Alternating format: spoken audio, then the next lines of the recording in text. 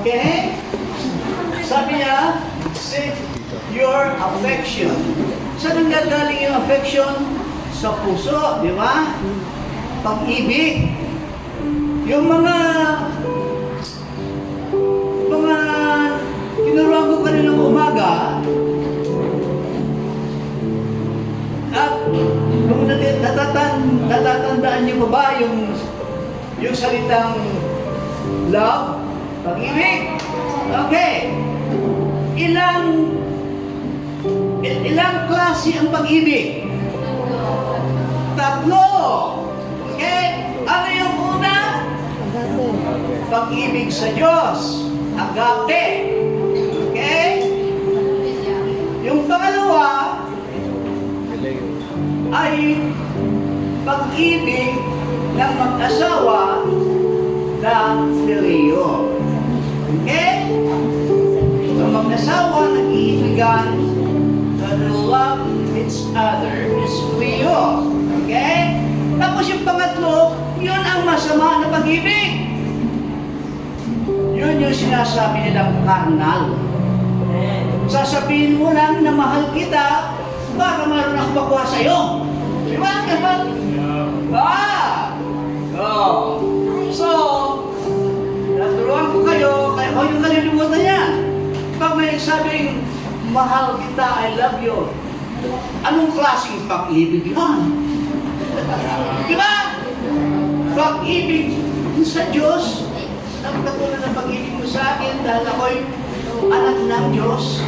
O, hindi naman tayo maaaring tawagin phileo dahil hindi naman tayo mag-asawa. Okay? O, carnal. Yung makukuha mo sa akin at yung makukuha sa iyo at yung ibibigay ko na hindi naman ayon sa kalooban ng Diyos. Right? Okay. Maupo na kayo, nagising na kayo. Kaya ngayon,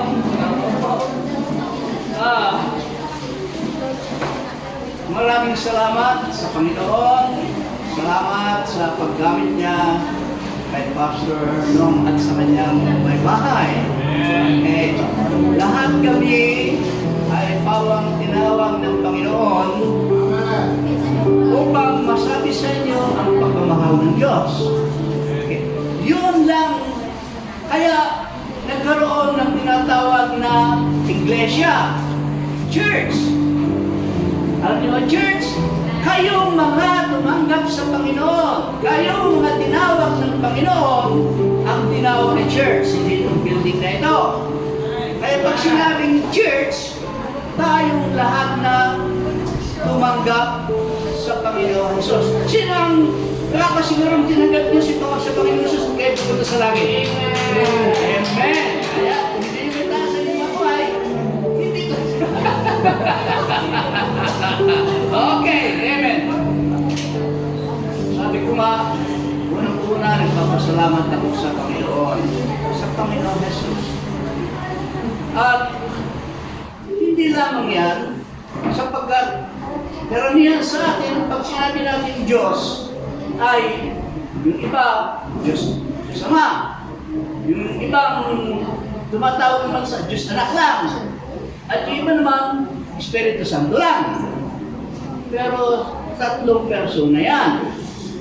Na iisa ang katangian, iisa ang kapangyarihan na pag tayo ay tumanggap sa Panginoong Jesus, sabi niya na ang banal na Espiritu Santo ang mananahan sa atin. Sabi niya doon sa Efeso 1:13 na sinilyuhan tayo ng banal na Espiritu Santo. Hindi mawawala yan. Pag yung kanagdasan nyo ay hindi mawawala. Okay?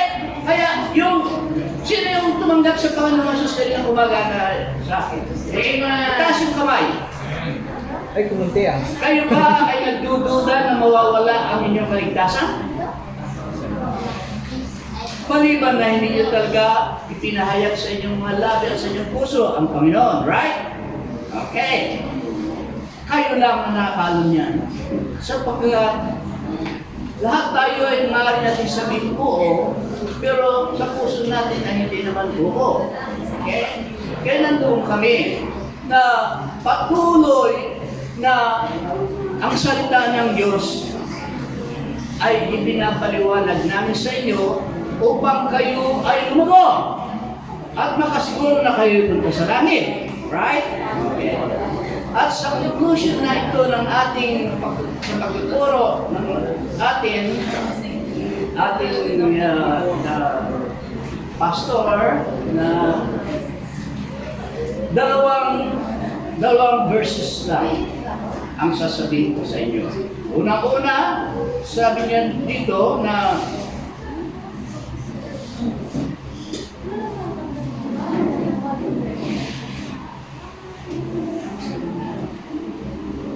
sabi niya rito ay dahil yung ating theme dito ay pag-ibig. Pag-ibig sa Diyos. So, sabi doon sa Romans chapter 12, verse 1, sabi niya sa verse 2, sabi niya, na huwag daw na ikumpirma natin ang ating buhay sa kamunduhan. Not to conform, sabi niya, our life. So, paano anong gagawin natin? Ano natin gagawin na simple, na alam natin na ang ginagawa natin ay tama? Tayo ay hindi nagbabasa ng Biblia, right? Kuminsan kakalimut tayo. Subalit, makikita natin dito, may isang bagay lamang na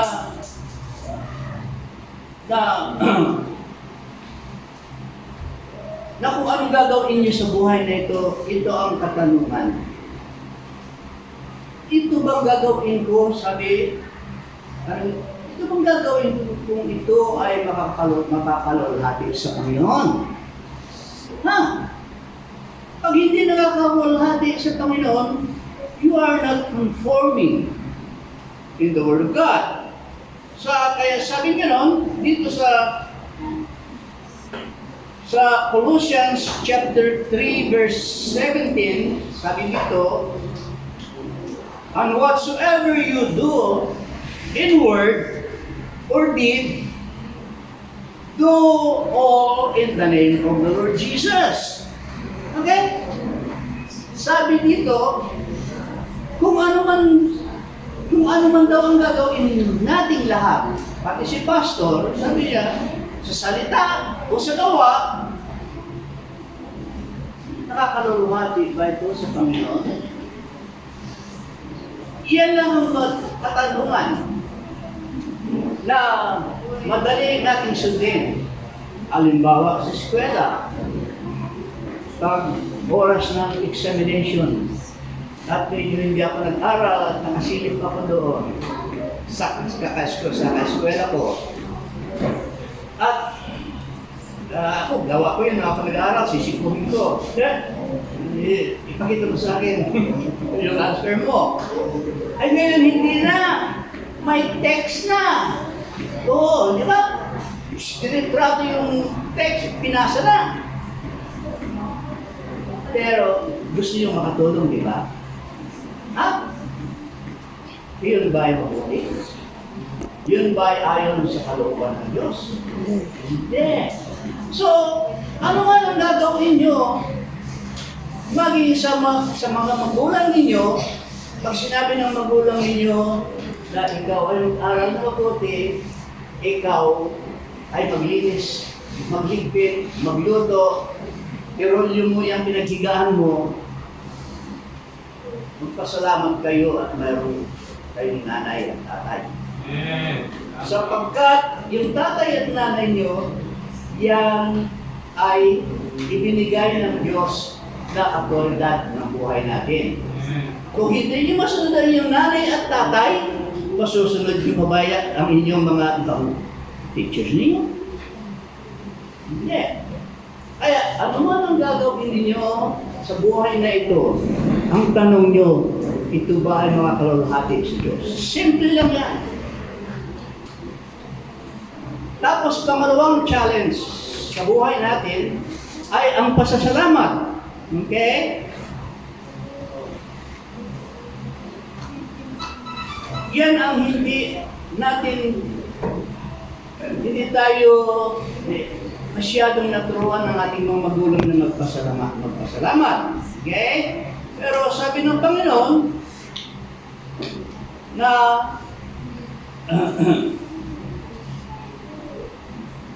saan na yung okay. Sabi dito sa Biblia ay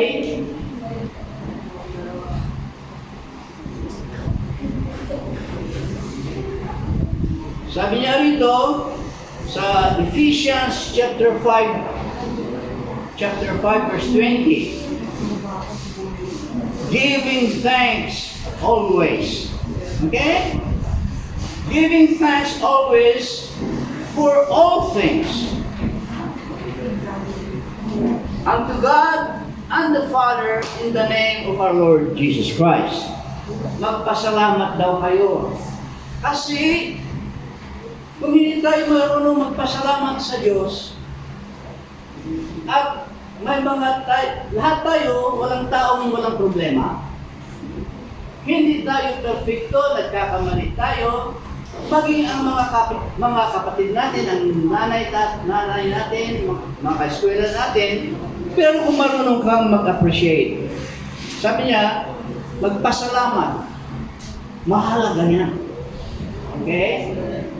At sabi niya, sa Panginoon, sapagkat lahat ng natatanggap ninyong mga bagay-bagay, hindi lamang mga beneficial things, mga problema sa buhay, ay bigay ng Diyos yan. Lahat tayo dadaan sa mga pagsubok sa buhay, at yan ang magiging sagabal sa ating pagkakilala sa Diyos. Ay, tumingin ka dito kayo tumingin at okay. Kaya marunong tayo magpasalamat, intindihin natin na ang Diyos ay mahal tayo. Ayaw ng Diyos na tayo ay naghihirap. Kung pwede lang sana ang gusto ng Diyos, ay may bigay sa atin lahat. Ng lahat. Ay ibig sabihin lahat. Subalit, namatay na siya para sa ating lahat. Ang buhay niya, ibinigay niya. Ang dugo niya, tumulo na naghugas ng ating mga kasalanan upang mapatawad tayo. Pero marami sa atin hindi marunong magpasalamat. Di ba? Hindi. Binabaliwala natin yung pag-ibig ng Diyos na ginawa niya. At yung sinasabi kong huling pag-ibig na yun ay yung kanal. Pero ang Diyos talagang wala siyang iniisip na masama para sa atin. Lahat kabutihan. Kaya lang, kung minsan, hindi maibigay ng Diyos ang mga pangangailangan natin sapagkat hindi pa tayo nakahanda na tanggapin yung kanyang pagpapala, hindi kayo marunong magpasalamat at kung bibigyan kayo ng hinihiling niyo na panalangin at tulad, ikaw gusto mo magkaroon ng kotse, Mercedes Benz pa, ha? Hindi ka naman pinibigyan ng Diyos. Na. Kasi hindi ka naman marunong mag-drive. Tapos, wala ka pang pambili ng gasolina. Wala. Maraming mamamatay na tao na sakay mo. Okay? Ganyan ang Diyos. Okay? Pasasalamat. Kaya, unang-una, matuto tayong magpasalamat sa Diyos. Okay? Ano mang bagay na dumating sa atin, alam ng ang Diyos ay 5 ang katangian ng Diyos. Ang Diyos, ito, pag sinabi natin Diyos, 3 persona, Father, Son, and the Holy Spirit, na itong Banal na Espiritu Santo na namunuhay sa atin ngayon, nung tinanggap natin ang Panginoong Jesus, nagsilyo sa atin, ang katangian nila, iisa. makapangyarihan, alam niya lahat ang nangyayari, hindi lamang dito, lahat tayo alam ng Diyos. Alam niya kung anong sakit ko. At yung Diyos din alam niya kung anong nangyayari doon sa Amerika, sa Ukraine, may mga kapatid kayo doon, sa ibang lugar. Alam niya, nandun sa ibang lugar, nandito siya. Yan ang katangian ng tatlong Diyos. Makapangyarihan, omnipotent, omniscient, alam niya kung ano, lahat. Kaya ang Diyos, kaya niyang, dahil siya ay makapangyarihan Diyos, pwede niyang baguhin ang inyong buhay at buhay ko. At naririnig siya, alam niya kung ano masakit sa inyo, naiili ako. Hindi niya nasabi ka lang ng Diyos, punta ka na sa kubeta, umihit na. Oh, okay? At ganon din, mayroon pa siyang dalawang katangian na ang Diyos ay mapagmahal. He is a loving God na ayaw niya na kayo ay mapahamak, ayaw niya kayo magpasama, ayaw niya, kung pwede nga lang niya, sabi ko sa bilang kayo ng tigil-tigil sa Mercedes, bibili kayo, bibigyan niya kayo. Kaya lang, are you deserving? Ha? Kilala niyo ba siya? Paano ba kayo magpasalamat sa kanya? At saka, maaari pa kung naroon pa kayo ng friend. So, mahal. Kung malalaman niyo, kung naintindihan lamang niyo ang pagmamahal ng Diyos, saan kayo makakakita ng Diyos? Nasa langit? Bumaba? Nagkatawang tao, ipinanganak sa Bethlehem, lumaki, 33 years old, nagpunta sa cross, upang bayaran ng kasalanan natin lahat. Nakaraan, pangsalukayan at panginaharap. At pag tinanggap mo siya, sisidyuhan ka niya. Sabi niya, at ito rin yung down payment ng kanyang pag-ibig sa atin. So, mahal na mahal tayo ng Diyos. Kaya lang na, ipinanganak tayo hiwalay sa Kanya. Kaya yung ginawa ng Diyos, pagkamatay niya, pagkapanganak niya, naging tao siya, yung dugo niya na naglinis na ating kasalanan, ito yung susi. Yung kanyang suffering, death, burial, resurrection, ito ang susi upang ang relasyon ng tao at Diyos ay may balik na muli. Alalahanin niyo na ang pag-ibig ng Diyos. Mayroon bang imposible sa Diyos? Dahil ang Diyos ay makapangyarihan. Hindi ba alam ng Diyos na may sakit ako o mayroon mga problema sa buhay? Alam niya. Hindi ba niya narinig yung sinasabi ko? Narinig niya. Dahil bago pa lang lumabas sa labi mo, alam niya na. Alam niya na kung ikaw ay ginagawa. Dahil tayo ay ginagawa ng ating mga magulang. Alam niya na kung pangalan natin. At yan una, dahil huli-huli sabi ko na ang Diyos, sabi niya ay mahal na mahal tayo. Hindi itong apat na katangian na yan ng Diyos na kailanman na hindi magbabago. Kaya ito ang Diyos na kilala ko at dapat niya makilala rin. Na ang Diyos at ang huling-huling katangian ng Diyos na hindi siya magbabago.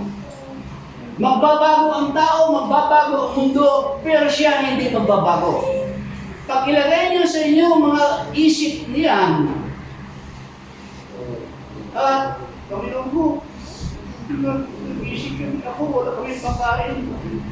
Panginoon ko, alam mo ang nangyayari sa buhay natin. Panginoon ko, at tatay ko lasing na naman. Tulungan mo. Tatay, wala kami makain. Anong gagawin ng Diyos? Hindi niya sasabihin, hindi ko gagawin. Kaya kung kayo may mga kapatid o may mga kaibigan na hindi ligtas, iiyak niyo sa Panginoon. Dahil salita ngayon ng Diyos, makapangyarihan, omnipresent, omniscient, all-loving, unchangeable. Okay? Kaya nga, ako'y nagpapasalamat sa Panginoon at salamat sa kay Pastor Nong, sa may bahay, naririto, at muli sa inyo. Salamat sa presensya ninyo, salamat sa kapunta niyo rito, sapagkat mayroong kaming mga naituro, mayroong kaming mga naturuan. At salamat din sa mga home church. Salamat kay Brother Jay, Sister Evelyn, sina Pastor Arnold, sina Brother Mar, yung mga naglinis dito, gumawa ng dekorasyon dito, yung mga nagluto doon. Kalain nyo, para lamang kayo ay makarinig ng salita ng Diyos, upang malaman lamang ninyong mahal kayo ng Diyos, kumilos ang Diyos ng maraming tao. Walang magagawa si Pastor. Hindi niya kayang mag-isa ito.